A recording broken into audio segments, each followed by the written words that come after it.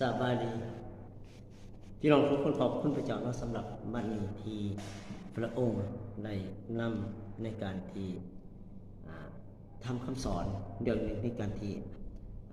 บทสอนในวันนี้เป็นการที่ให้เฮาได้เข้าใจในเรื่องการประกาศข่าวประเสริฐดังนั้นคือทุกคนที่เสียในพระเยซูคริสต์อย่าละอายในการประกาศข่าวประเสริฐการประกาศข่าวประเสริฐเป็นเรื่องการเป็นฤทธิ์อำนาจที่มาจากพระเจ้าเป็นฤทธิ์เลสที่มาจากพระวิญญาณบริสุทธิ์ทุกคนที่ได้รับความรอดพ้นก็ที่ความเสื่อมได้รับความรอดพ้นนั่นเฮาทุกคนมีความหวังอยู่ในชีวิตหลังความตายเฮาได้พ้นจากบึงไฟนรกเข้าสู่สวรรค์ดังนั้นการประกาศข่าวประเสริฐนั้นเฮาบ่ละอายโดยที่ว่าเฮาเชื่อบ่ได้ว่าชีวิตหลังความตายเฮา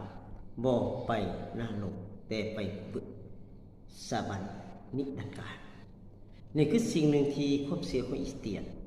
ดังนั้นพระเจ้าจึงว่าเมื่อเฮาได้ยินเรื่องราวได้ข่าวประเสริฐของพระเยซูคริสต์ผู้เป็นองค์พระผู้เป็นเจ้าของเฮาทุกคนในโลกนี้ทุกคนก็เป็นคนบาปเพราะมนุษย์เกิดมาจากเชื้อสายของคนบาปคืออาดัมกับอีวาเมื่อเกิดมาจากเชื้อสายคนบาปความบาปมันก็ตัวปกคลุมอยู่ในโลกใบนี้เหมือนกับเฮาเกิดจากแม่ของพ่อแม่เฮาเป็นโรคเอดส์เฮาก็ติดโรคเอดส์ออกมาดังนั้นถ้าเฮา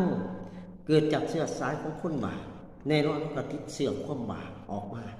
อยู่ในชีวิตของเฮาเมื่อออกติดเชื้อความบาปออกมาแล้วเฮาก็ต้องตกอยู่ในอำนาจของความบาปถ้าบ่มีผู้หนึ่งที่จะไถ่เฮาออกจากความบาปคือพระเยซูคริสต์เพราะพระองค์มาจากสวรรค์พระเยซูคริสต์ได้ไถ่เฮาออกจากความบาปนั่นเฮาก็เลยรับความรอดพ้นจากบึงไฟนรกเข้าสู่สวรรค์แล้วในโลกนี้เฮาก็เลยรอดพ้นจากการสาปแช่งรอดพ้นจากผีมารซาตานรอดพ้นจากการปล่อยลารอดพ้นจากการผีร้ายผีนันซัวจากโรคไข้เจ็บจากความขัดสนทุกอย่างพระเจ้าได้ช่วยกู้เฮาและพระเจ้าอวยพรชีวิตของเฮาอย่างนั้นพระคัมภีร์โรมจึงเขียนในบทที่1ข้อที่16 17เขียนไว้ว่าเพราะว่าเฮาบ่ได้ละอายในข่าวประเสริฐอีกว่าข่าวประเสริฐนั่นเป็นฤทธิ์เดชและฤทธิ์อำนาจของพระเจ้าเพื่อให้ทุกคนที่เชื่อ